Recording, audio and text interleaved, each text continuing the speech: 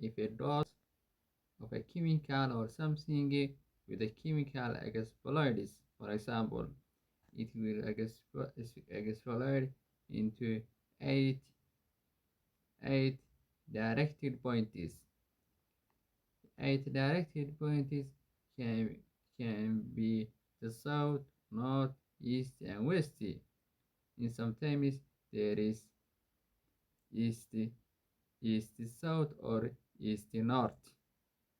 In sometimes there are west, south, and west, north. So if something explodes from a, a dot of something chemical of something else, so it explodes from position to eight directions.